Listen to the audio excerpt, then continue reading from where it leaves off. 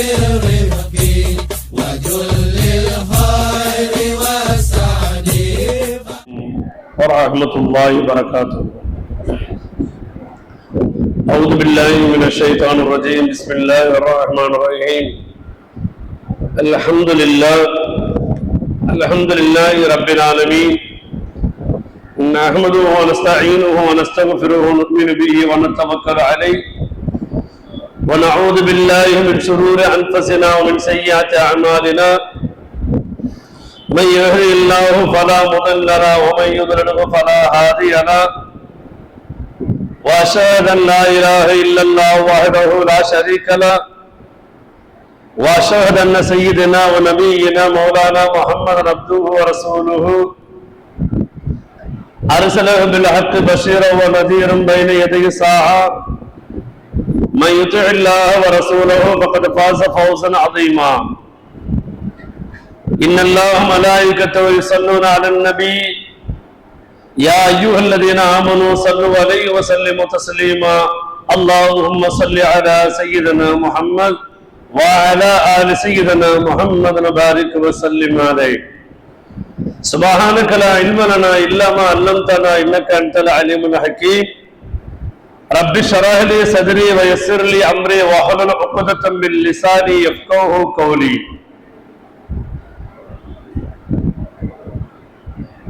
وقال الله تعالى في القرآن المجيد بسم الله الرحمن الرحيم. إنك لعلى خلق عليم. صدق الله العلي العظيم وصدق رسوله النبي الكريم. أما بعد. புகழனைத்தும் அல்லாஹ்வுக்கு உரித்தாவதாக. அல்லாஹ்வுடைய பேரன்பும் பேரருளும் மூமின்களாகிய நம் அனைவரும் உயிருக்கு உயிரான உயிரினும் மேலான உத்தம திருநபி கண்மணி காத்தமுன் நபி முத்து முஹம்மது முஸ்தபா ஸல்லல்லாஹு அலைஹி வஸல்லம் அவர்கள் மீதும் அவர்களுடைய குடும்பத்தார்கள் தோழர்கள் அவர்கள் பின்பற்றி வந்த தாபிஈன்கள் தபா தாபிஈன்கள் இறைநேச செல்வர்களான வழிமாறுகள் நல்லோர்கள் நாதாக்கள் இந்த அற்புதமான ஜும்ஆவோட மஜ்லிஸில் ஒன்று கூடி இருக்கக்கூடிய நம்மளது அனைவர்கள் மீதும் அல்லாஹ்வுடைய பேரன்பும் பேரருளும் என்றென்றும் நீடித்து நிலைத்திருக்கட்டுமாக. ஆரம்பமாக நம் அனைவருக்கும் இறை அச்சத்தை கொண்டும் இஹ்லாஸ் என்ற உள்ள தூய்மையை கொண்டும் மௌத்திற்கு முன்பாக தௌபா என்ற ஒரு நல்ல நசீபை கொண்டும் அல்லாஹ் நம் அனைவரையும் புரிந்து கொள்வானாக. அன்பிற்குனே பெருமக்களே, அல்லாஹ்வின் நல்லடியார்களே, அல்லாஹ் ரப்பல் ஆலமீன் இந்த அகிலத்தின் இரட்சகன் என்ற தன்னையும் இந்த அகிலத்திற்கு அருட்கொடை என்று நபிகள் பெருமானார் ஸல்லல்லாஹு அலைஹி வஸல்லம் அவர்களையும் அல்லாஹ் தஆலா அறிமுகப்படுத்துகிறான் தனது அருள்மறை குர்ஆனிலே. தன்னை பற்றி சொல்லும் பொழுது ரஹ்மத்துல் ஆலமீன் என்று சொல்லக்கூடிய ரப்பல் ஆலமீன் தன்னுடைய ஹபீப் முத்து முஹம்மது முஸ்தபா ஸல்லல்லாஹு அலைஹி வஸல்லம் அவர்களை பற்றி சொல்லும் பொழுது ரஹ்மத்துல் ஆலமீன் என்பதாக சொல்லி காட்டுகின்றான். அந்த அளவிற்கு இந்த அகிலத்திற்கு அருட்கொடை என்ற நாயகத்தை சொல்வதற்கு காரணம் என்ன? இஸ்லாமிய மாதங்களில் இந்த ரபியுல் அவ்வல் மாதம் இருக்கிறது. உண்மையிலே இது வசந்த மாதம். நபிகளாரை பற்றி உலகம் முழுக்க காலமெல்லாம் பேசும் அளவை விட அதிகமாக பேசக்கூடிய ஒரு காலகட்டம். அவர்கள் அல்லாத எந்த ஒரு நற்போதனையும் யாரும் செய்துவிட முடியாது. அப்படி இருக்கும் பட்சத்தில் இந்த ரபியுல் அவ்வல் மாதத்திலே சற்று கூடுதலாகவே, எவ்வளவு கூடுதலாக பேசினாலும் அது மிக குறைவுதான். அந்த அளவிற்கு நபிகளாரை பற்றி, அவருடைய வாழ்க்கை வழிமுறைகளை பற்றி, அவருடைய குணாதிசயத்தை பற்றி அல்லாஹு அக்பர், அல்லாஹ் முதலாக நம்மை எல்லாம் விட முதன்மையாக அல்லாஹ் அவர்களை புகழ்கின்றான். நாயகத்தை எப்படி புகழ்கின்றான்? அந்த நபியின் மீது நான் ஸலாத்து சொல்றேன் என்பதாக. இன்னல்லாஹு மலாயிகத்துஹு யஸல்லூன அலன் நபி, அந்த நபியின் மீது அல்லாஹ்வும் மலக்குமார்களும் ஸலவாத்து சொல்கிறார்கள். ஸலவாத் என்பது நாயகத்தின் புகழ். அப்பேற்பட்ட ஸலவாத்து சொல்லக்கூடிய ரப்பல் ஆலமீன் நாயகத்தின் பெயரோடு சேர்த்து புகழையும் சேர்த்து விட்டான். முஹம்மது என்றும் அஹமது என்றும் புகழப்பட்டவர், புகழக்கூடியவர். இதையே பெயராக சூட்டி அல்லாஹ் அக்பர் அழகு பார்த்தவன் தான் ரப்பல் ஆலமீன். அல்லாஹ் நாயகத்தை புகழ்வது இருக்கட்டும், நாம் நாயகத்தை எந்தெந்த காரணங்களுக்காக புகழ்ந்துகிறோம், நாயகத்தை புகழ்வதற்குண்டான காரணங்கள் என்ன என்று பார்க்கும் பொழுது அல்லாஹு அக்பர், எப்படி ரப்புல் ஆலமீன் தனக்கு 99 பெயர்களை வைத்து தன்னுடைய சிஃபத்துக்களை, தன்மைகளை, கேரக்டர்களை அல்லாஹ் வெளிப்படுத்துகின்றான் இந்த பூமியிலே, அதுபோல நபிகள் பெருமானார் ஸல்லல்லாஹு அலைஹி வஸல்லம் அவர்களுக்கும் 99 பெயர்களை கொடுத்து அவர்களுடைய குணாதிசயத்தை புகழ்கின்றான் அல்லாஹ் ரப்பல் ஆலமீன். நாயக கண்மணி ஸல்லல்லாஹு அலைஹி வஸல்லம் இந்த உலகத்தில் நமக்கு ஒருவரை பிடித்து விட்டது என்று சொன்னால் அவரை பற்றி பேசும் பொழுது அவரை பற்றி புகழ்ந்து கொண்டே பேசுவோம். யாருடைய உள்ளத்தில் யாரை பிடித்து போய் விடுகிறதோ, மனதிற்கு பிடித்த அவரை பற்றி பேசும்போது அவருடைய முகம் வளர்ச்சியாக ஆகிவிடும், உள்ளமும் ஒரு புத்துணர்ச்சி பெற்றுவிடும். அவரை பற்றிய வார்த்தைகள் மிக மிக அழகான வார்த்தைகளாக அப்படியே வந்து விடும். நமக்குத்தான் நபிகள் பெருமானார் ஸல்லல்லாஹு அலைஹி வஸல்லம் சொல்லிவிட்டார்கள், நீங்கள் உண்மையான ஈமான் கொண்டவராக இருக்க வேண்டும் என்று சொன்னால் உங்களை சுத்தி இருக்கிற எல்லாத்தையும் விட என்ன பிரியப்படுங்க என்பதாக. உங்களை பெற்ற தாய் தந்தையை விட, நீங்கள் பெற்ற பிள்ளைகளை விட, இந்த உலக மக்கள் அனைவரையும் விட நீங்கள் என்னை நேசிக்க வேண்டும், அப்போதுதான் நீங்கள் பரிபூர்ணமான ஈமான் உடையவர்கள் என்பதாக சொல்லப்பட்டு விட்டது. அப்படி இருக்கும்போது நமக்கு மனதிற்கு பிடித்த தாய் தந்தையை விட, நாம் பெற்ற பிள்ளைகளை விட அதிகமாக நேசத்திற்கும் பாசத்திற்கும் மஹப்பத்திற்கும் தகுதி படைத்தவர்கள் நபிகள் பெருமானார் ஸல்லல்லாஹு அலைஹி வஸல்லம் என்று சொன்னால் அதுதான் நிதர்சன உண்மை. நாயகத்தை பற்றி புகழ்ந்து பேச வேண்டும் என்று சொன்னால் எதனால் புகழ்வது? அவர்களுக்கு அல்லாஹ் கொடுத்த அழகு அப்படி. நாயகத்தின் அழகை வர்ணித்து நாயகத்தின் குடும்பத்தார்கள், சஹாபா பெருமக்கள் எல்லோரும் வர்ணித்த விஷயங்கள் ஹதீசுகளிலே பதிவு செய்யப்படுகிறது. நாயகத்தின் மனைவி ஆயிஷா சித்திகா ரலியல்லாஹு அன்ஹா அவங்க சொல்றாங்க, ஒரு நாள் எனது மடியிலே நபிகள் பெருமானார் ஸல்லல்லாஹு அலைஹி வஸல்லம் படுத்திருந்தார்கள். அன்று இரவு நேரம் வானத்தை பார்த்தேன், முழு நிலவு, மாஷா அல்லாஹ். அந்த நிலவையும் பார்த்தேன், நாயகத்தின் முகத்தையும் பார்த்தேன். அந்த நிலவை விட நாயகத்தின் முகம் மிக பிரகாசமாக இருந்தது என்பதாக சொல்கிறார்கள். நாயகத்தின் குடும்பத்தார்கள் நாயகத்தை புகழ்கிறார்கள். அவர்களிடத்திலே பணிபுரிந்த அனஸ் ரலியல்லாஹு அன்ஹு அவர்கள் சொல்கிறார்கள், நான் நாயகத்தின் கரத்தை பிடித்து பார்த்திருக்கிறேன், அது பட்டு துணியை விட மிகவும் மென்மையாக இருந்தது என்பதாக சொல்கிறார்கள். நாயகத்தின் உடலை பற்றி சொல்லும் போது சொல்லுகிறார்கள், மனிதர்களாகிய நம்முடைய உடல் எல்லாம் துனியாவில் இருக்கக்கூடிய மெட்டீரியலை வைத்து உருவாக்கப்பட்டது. ஆனா நபிகள் பெருமானார் ஸல்லல்லாஹு அலைஹி வஸல்லம் உடல் சொர்க்கத்தில் இருக்கக்கூடிய மூலப்பொருட்களால் மெட்டீரியலால் உருவாக்கப்பட்டது. நமக்கு இருக்கக்கூடிய ரத்தமும் சதையும் நாற்றம் அடிக்கக்கூடியது. ஆனா நபிகள் பெருமானார் ஸல்லல்லாஹு அலைஹி வஸல்லம் அப்படி கிடையாது. குடும்பத்தார்கள் சொல்லுகிறார்கள், நபிகள் பெருமானார் ஸல்லல்லாஹு அலைஹி வஸல்லம் அவர்கள் கழிவறைக்கு சென்று விட்டு வந்தாலும் கூட அங்கே நாட்டத்தை பார்க்க முடியாது, ஒரு நறுமணத்தை தான் நாங்கள் உடன்பெருக்கிறோம் என்பதாக சொல்லுகிறார்கள்.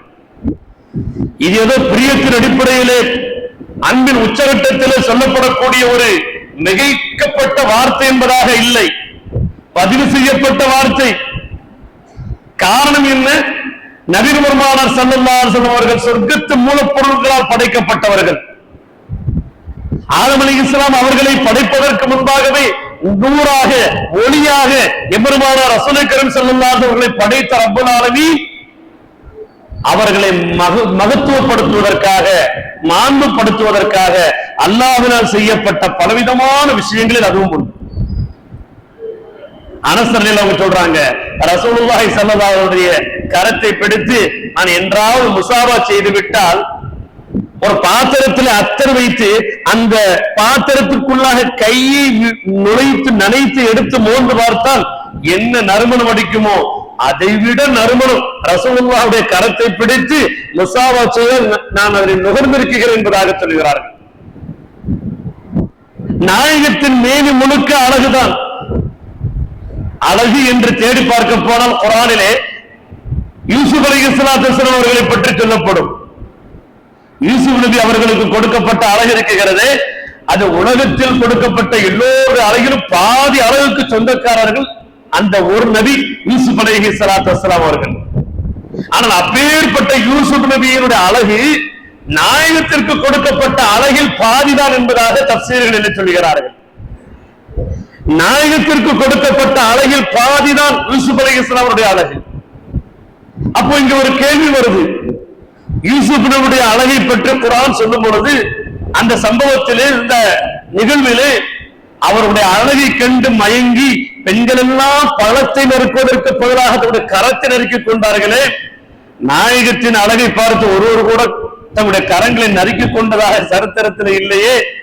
இப்போது சொல்லுங்கள், யூசுப் நபி அழகா முஹம்மது ஸல்லல்லாஹு அலைஹி வஸல்லம் அழகா என்ற ஒரு கேள்விக்கு மிக மிக தெளிவான பதில்களை தருகிறார்கள் இமாம் குர்துபி ரஹ்மத்துல்லாஹி அலைஹி அவர்கள்.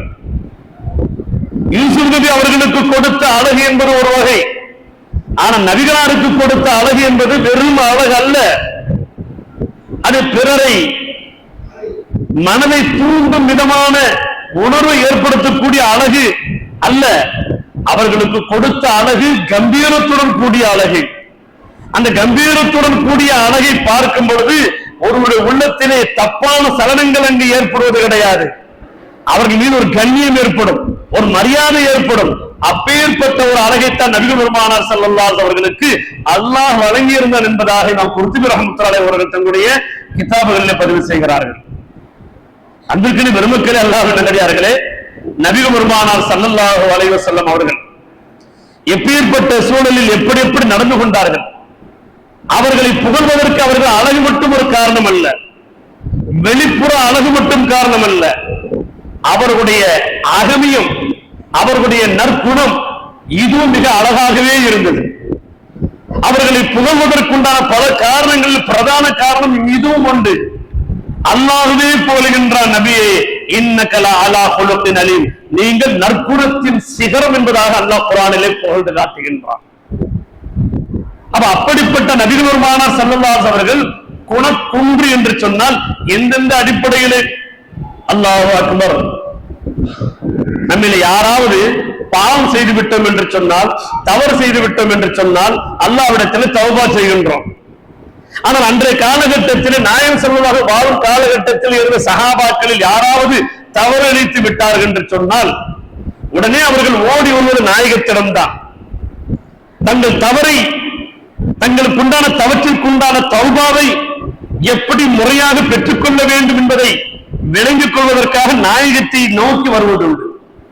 ஒரு நாயக தோழர், அவருக்கு இயற்கையிலேயே உணர்ச்சி வசப்படக்கூடியவர், பெண்களை பார்த்தார்.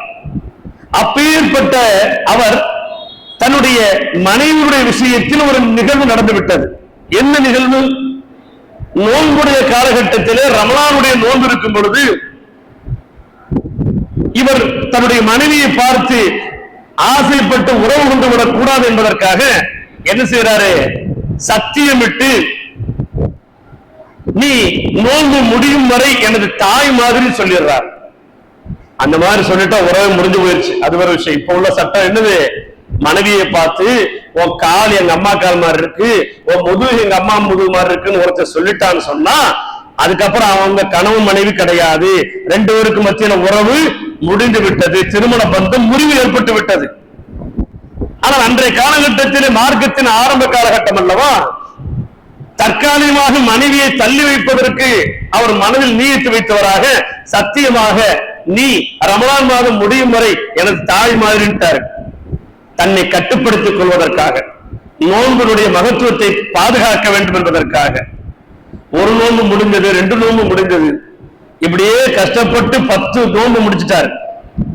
ஒரு 15ஆவது நோன்புல இவரால் கண்ட்ரோல் பண்ண முடியாம மனைவியோட என்ன செஞ்சிட்டாரு? உறவு கொண்டுட்டார். செஞ்ச தவற நினைச்சு சுத்தி கூட இருக்கிற சஹாபாக்கள்ட்ட வந்து கேட்கிறார், நான் இப்படி ஒரு பாவத்தை பண்ணிவிட்டேன், இப்படி ஒரு மனைவியோட நோன்புடைய காலகட்டத்தை நான் கூட்டிட்டேன், நானு எனக்கு ஏதாவது பரிகாரம் இருக்கான்னு கேட்கும்போது நாயக தோழர்கள் எல்லோருமே அடப்பாவி, நோன்புடைய காலத்திலேயா நோன்பு வச்சுக்கிட்டா இப்படி பண்ணிட்டேன், இது எவ்வளவு பெரிய குற்றம், எவ்வளவு பெரிய பாவம். இதெல்லாம் அல்லாஹ்வே மன்னிக்க மாட்டான். இதெல்லாம் நாங்க போய் ரசூலாட்ட கேட்டோம்னு சொன்னா எங்க மேலும் ஏதாவது அல்லாஹ்வுடைய கோபம் இறங்கினா இறங்கிடும் அப்படின்னு ஆளாளுக்கு விமர்சனம் பண்ணக்கூடிய அந்த நேரத்துல இவர் நேரா ரசூலுல்லாஹ் என்ன செய்யறாரு, சட்டையை கிழித்து கொண்டவர்களாக, தலையை முடியை இழுத்து கொண்டவராக அடிச்சுக்கிட்டே வராரு. யார் ரசூலுல்லாஹ், நான் நாசமாயிட்டேன், நான் நாசமாயிட்டேன். ரசூலுல்லாஹி ஸல்லல்லாஹு அலைஹி வஸல்லம் அவர்கள் பாவம் செய்தவர்களை எப்படி அணுகினார்கள் என்ற ஒரு நற்குணத்திற்காக சொல்லப்படக்கூடிய ஒரு நிகழ்வு. அந்த பாவம் செய்தவர் பதறிக்கொண்டு வருகிறார், அவரை சாந்தப்படுத்துகிறார்கள், விஷயத்தை கேட்கிறார்கள், இவர் நடந்ததை சொல்லுகிறார். நபிகள் பெருமானார் ஸல்லல்லாஹு அலைஹி அவர்கள் நடந்த தவறு உண்மையிலேயே அல்லாஹ்விடத்தில் தௌபா செய்ய வேண்டிய ஒரு தவறு தான். இதற்கு பரிகாரம் என்று சொன்னால் நீ 60 நோன்புகள் நோக்க வேண்டும் என்பதாக சொல்லுகிறார்கள். உடனே அவர் சொன்னார், யா ரசூலுல்லாஹ், ஒரு மாசம் ரமலான் நோன்பிலேயே 10-15 நாளா என்னால தாண்ட முடியல, என்னுடைய உடல்நிலையும் மனநிலையும் அப்படி இருக்குது, நான் எப்படி யா ரசூலுல்லாஹ் 60 நோன்புகளை நோற்பது? இது என்னுடைய வாழ்க்கைக்கு இது ஒத்தே போகாத ஒரு பரிகாரமாக இருக்குது. அப்ப ரசூலுல்லாஹ் சொன்னாங்க, அப்படின்னா ஹர்ரிர் ரக்கபா, ஏதாவது ரக்கபுன்னு சொன்னா பிடரிக்கு சொல்லப்படும், உனது அதிகாரத்திற்குட்பட்ட கையில் இருக்கக்கூடிய ஏதாவது ஒரு அடிமையினுடைய பிடரியை உரிமை விடுனாங்க. இவர் தான் கையை தான் பிடரில வச்சுக்கிட்டு சொன்னாரு, யா ரசூலுல்லாஹ், இப்ப வரைக்கும் எனக்குன்னு உரிமையா இருக்கக்கூடிய ஒரே அடிமை நான் தான், எனக்குன்னு யாரும் அடிமை கிடையாது என்று தன்னைத்தானே சொல்றாங்க. அப்ப அடிமையை உரிமை விடுறதுக்கு இங்க வழி இல்ல, 60 நோன்புகளை வைக்கிறதுக்கு இங்க வழி இல்ல. சரி, அப்ப என்ன செய்ய, 60 பேருக்கு சாப்பாடு கொடுப்பாங்க. அப்ப சொன்னாரு, யா ரசூலுல்லாஹ், இந்த மதீனாவிலேயே பக்கீரான குடும்பம் ஒண்ணு இருக்குன்னு சொன்னா அதுல முதல் பேரு என் குடும்பம் தான். 60 பேருக்கு ரிஸ்க் கொடுக்கக்கூடிய, சாப்பாடு கொடுக்கக்கூடிய அளவுக்கு எனக்கு தெம்பு இல்ல யா ரசூலுல்லாஹ், என்கிட்ட வசதி இல்ல யா ரசூலுல்லாஹ். அப்ப ரசூலுல்லாஹ் சொல்றாங்க, அப்ப கொஞ்சம் பொறுங்க, எனக்கு ஏதாவது அன்பளிப்பு பொருள்கள் வந்தா தர்றேன்னு சொல்லி உட்கார வைக்கிறாங்க. கொஞ்ச நேரத்துல ஒரு பேரிச்சம்பர கூடையோடு வருகிறது. ரசூலுல்லாஹி ஸல்லல்லாஹு அலைஹி அவர்கள் அங்க உட்கார்ந்து இருக்கிறார், அவர் கூடுப்பா, அவர் வந்தாரு, இந்தாங்க இத கொண்டு போய் எல்லாருக்கும் என்ன செய்யுங்க, இத பகிர்ந்து அந்த உணவளித்தல்ங்கிற அந்த குற்ற பரிகாரத்தை நிறைவேற்றுங்கிறாரு. கூடையை கையில வாங்கினவர் ரசூலுல்லாஹ் பார்த்தாரு, யா ரசூலுல்லாஹ், அவன் சொன்னா தப்பா கேட்க மாட்டீங்க, தப்பா நினைக்க மாட்டீங்களே, இந்த மதீனாவுல இத நான் கொண்டு போய் கொடுத்து வாங்குற அளவுக்கு இங்க யாரும் இல்லை, அதை வாங்குறதுக்கு முழு தகுதி யாருக்கு மட்டும்தான் இருக்குது, எனக்கு மட்டும்தான் இருக்குது. ரசூலுல்லாஹி ஸல்லல்லாஹு அலைஹி வஸல்லம் சிரித்தவர்களாக போல எடுத்துட்டு போங்கன்றாங்க. இவர் கூடையோடு வரக்கூடியவர் பார்த்த தோழர்களை பார்த்து சொன்ன வார்த்தை என்ன தெரியுமா, நான் செய்தது தவறுதான், நான் செய்த பாவத்திற்குண்டான பரிகாரத்தை உங்களிடத்தில் கேட்கும் பொழுது முறையான பதில் இல்லை, அதுக்குண்டான எந்த விதமான எனக்கு ஆறுதல் வார்த்தை கிடையாது, நீங்கள் என்னை தவறுதலாக பேச ஆரம்பித்தீர்கள், என்னை தூற்ற ஆரம்பித்தீர்கள். ஆனா நாயகத்திடத்தில் சென்றேன், நாயம் ஸல்லல்லாஹு அலைஹி அவர்கள் என்னிடத்தில் நடந்து கொண்ட விதம் இருக்கிறது, இதற்கு நேர் மாற்றமானது. என்னுடைய பாவங்கள் மன்னிக்கப்படுவதற்கு எத்தனை வழிமுறைகள் இருக்கிறதோ அத்தனை வழிமுறைகளையும் எனக்கு சொல்லிக் கொடுத்து விட்டார்கள் நபிகள் பெருமானார் ஸல்லல்லாஹு அலைஹி என்பதாக சொன்னார்களாம். அப்ப பாவம் செய்துவிட்டு வரக்கூடியவர்களுடைய விஷயத்தில் கூட நபிகளார் எப்படி நடந்து கொண்டார்கள், இன்று யாராவது ஏதாவது குற்றமிழைத்து விட்டார்கள் என்ற செய்தி நமக்கு வந்தாலே நாம் அதை எப்படி ஏற்றுக்கொள்கின்றோம், அப்படியே அல்லாஹ்ட்ட இருந்து டைரக்டா வஹி வந்த மாதிரி எடுத்துக்கிறோம். அது உண்மையா பொய்யா, அது எந்த அளவுக்கு சாத்தியம், அதை நம்ம எப்படி அணுகிறது, எந்த ஒரு பரிசீலனைக்கும் இடம் கிடையாது. அதுக்குதான் பெரியவங்க சொன்னாங்க அந்த காலத்துல, கண்ணால் பார்ப்பதும் பொய், காதால் கேட்பதும் பொய், தீர விசாரிப்பதே மெய். இன்னைக்கு தீர விசாரிக்கிறதுக்கு நம்ம யாருக்கு டைம் இல்லை, தீர விசாரிக்கிறதுக்குன்னா நமக்கு யாருக்கும் நேரம் இல்லை. ஒரு செய்தி வருதா அப்படியே ஃபார்வர்ட், ஒரு செய்தி வருதா அப்படியே பக்கத்துல உள்ளவங்களுக்கு ஷேர் பண்றது, இதுதான் நம்முடைய வாழ்க்கையாக இருந்து கொண்டிருக்கிறது. ஆனா நபிகள் பெருமானார் ஸல்லல்லாஹு அலைஹி வஸல்லம் நற்குணங்கள் பல, அதில் முக்கியமானது பிறருடைய தவறை என்ன செய்யறாங்க, அந்த இடத்துல இப்படி பாவம் பண்ணிட்டியா, நீ நாசமா போயிடுவ, அல்லாஹ்வுடைய கோபம் உண்டாகட்டும், இப்படிப்பட்ட வார்த்தைகளை சொல்லிவிடாமல் என்ன செய்யறாங்க, அவருக்கு உண்டான வழியை ஏற்படுத்துகிறார்கள். விபச்சாரம் செய்துவிட்ட ஒரு சஹாபி வந்து கேட்கிறார், யா ரசூலுல்லாஹ் நான் தவறிழைத்து விட்டேன். செஞ்சவரே வந்து சொல்றார், நான் தவறிழைத்து விட்டேன் யா ரசூலுல்லாஹ். அப்ப ரசூலுல்லாஹ் அப்படியா அப்படின்னு கேட்கல, சும்மா இருங்கப்பா, நீங்க இச்சை மேலிட்டதன் காரணத்தால் அந்த பெண்ணை நீங்க முத்தம் கொடுத்திருப்பீங்க, அவ்வளவுதான், போங்க, அது ஒரு சிறிய பாவம் தான். இல்லை யா ரசூலுல்லாஹ் நான் ஒரு ஜினா செய்து விட்டேன். அப்ப ரசூலுல்லாஹ் அப்படி என்ன செய்யல, சம்பந்தப்பட்டவர் வந்து சொல்லும் பொழுது கூட அதனை உடனடியாக ஏற்றுக்கொள்ளாமல், இல்ல இல்ல நீங்க ஆசையில கட்டி பிடிச்சிருப்பீங்க, முத்தம் கொடுத்திருப்பீங்க, அப்படி எப்படி சொல்லி அதை தட்டி விடுறாங்க. ஆனால் அவர் நகர்வதாக இல்லை, யா ரசூலுல்லாஹ் நான் தவறிழைத்து விட்டேன். சம்பந்தப்பட்டவர் சொல்லும் பொழுது எவ்வளவு தூரம் ரசூலுல்லாஹ் என்ன செய்யறாங்க, ஒரு மூமினின் மேலே வைக்க வேண்டிய நல்லெண்ணம், நல்ல மதிப்பு, நல்ல அபிப்பிராயம். இது மட்டுமா, ரசூலுல்லாஹி ஸல்லல்லாஹு அலைஹி அவர்கள் விமர்சனத்திற்கு அப்பாற்பட்டவர்கள். இந்த உலகத்தில் யாரும் அவர்கள் விமர்சனம் செய்வதற்குண்டான எந்த தகுதியும் அருகதையும் கிடையாது. ஆனால் அப்பேற்பட்ட நபிகள் பெருமானார் ஸல்லல்லாஹு அலைஹி வஸல்லம் அவர்களையும் ஒரு சந்தர்ப்பத்திலே மதீனத்து சஹாபாக்களில் சிலர் சில சந்தர்ப்ப சூழ்நிலைகளை வைத்து அவர்களையும் தவறாக விமர்சனம் செய்துவிடக்கூடிய ஒரு சூழல் ஏற்பட்டது. ஹுனைன் என்று சொல்லக்கூடிய ஒரு யுத்தம், அந்த ஹுனைன் யுத்தத்திலே கிடைக்கப்பட்ட அந்த வெற்றி பொருள்களை, அந்த கனிமத்து பொருள்களை நபிகள் பெருமானார் ஸல்லல்லாஹு அலைஹி வஸல்லம் பங்கு வைக்கும் பொழுது நடந்த நிகழ்வு. ரசூலுல்லாஹி ஸல்லல்லாஹு அலைஹி வஸல்லம் எப்படி பங்கு வைக்கிறார்கள், அந்த யுத்தத்திலே முஸ்லிம்கள் தரப்பிலே மதீனத்து அன்சாரிகளும் கலந்து கொண்டார்கள், மக்கத்து முஹாஜிரின்களும் கலந்து கொண்டார்கள். ஆனால் நபிகள் பெருமானார் ஸல்லல்லாஹு அலைஹி வஸல்லம் அவர்கள் என்ன செய்தார்கள் தெரியுமா, அந்த கனிமத்து பொருள்களை அந்த மக்கத்து முஹாஜிரின்களில் புதிதாக நேற்று வரை காபிராக இருந்து இஸ்லாத்தை ஏற்றுக்கொண்ட சஹாபா பெருமக்களுக்கு சற்று கூடுதலாக தருகிறார்கள். மதீனாவாசிகளுக்கு ஒருத்தருக்கு 2 ஒட்டகம்னா, இந்த மக்கத்து முஹாஜிரின்கள் புதுசா இஸ்லாத்துக்கு வந்தாங்கல்ல, அவங்களுக்கு 20 ஒட்டகம் 25 ஒட்டகம் அள்ளி அள்ளி கொடுத்தாங்க. இந்த சூழலை பார்க்கிறார்கள் மதீனத்து வாசிகளில் சில இளைஞர்கள்.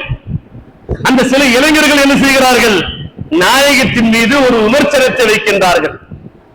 சகோதரர்களே, இந்த உலகத்திலே விமர்சனத்திற்கு அப்பாற்பட்ட ஒரு மனிதர் இருக்கிறார் என்று சொன்னால் அது நபிகள் பெருமானார் ஸல்லல்லாஹு அலைஹி வஸல்லம் அவர்கள் மட்டும்தான், வேற யாரும் கிடையாது. ஏனென்று சொன்னால் அல்லாஹ் அவர்களுடைய முன்பின் பாவங்கள் அற்றவர்களாக அல்லாஹ் அவர்களை ஆக்கி வைத்திருக்கிறான்.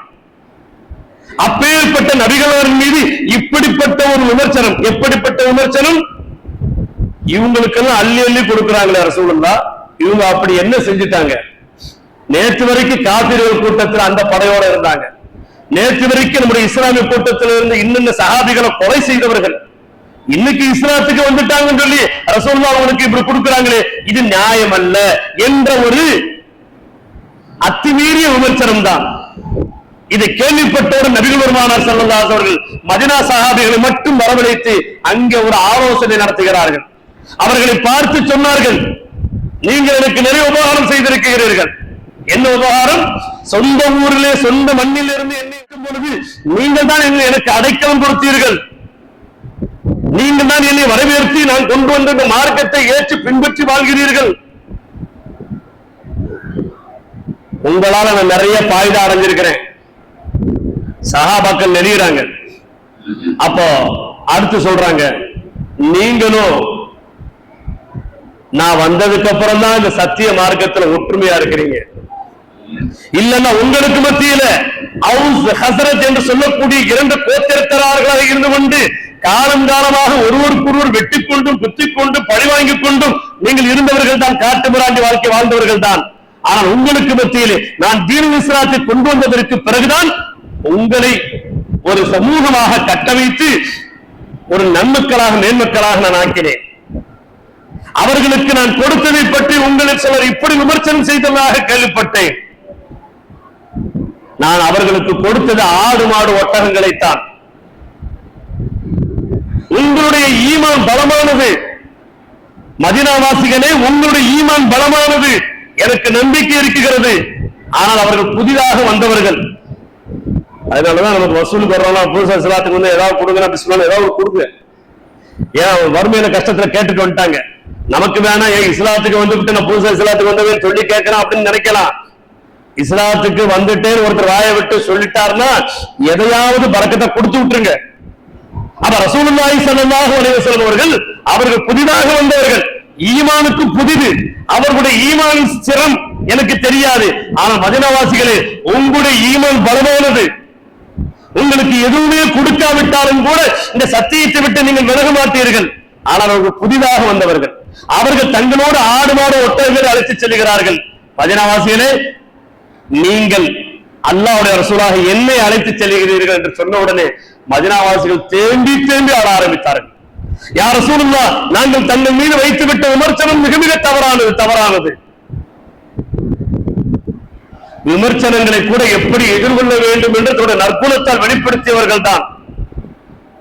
ஆனா நமக்கு நம்மை பற்றி யாராவது விமர்சனம் செய்துவிட்டால் கோபம் வருகிறது, வெறி வருகிறது, ஆத்திரம் வருகிறது, பதிலுக்கு என்ன செய்யலாம் என்றெல்லாம் யோசனை துடிக்கிறது.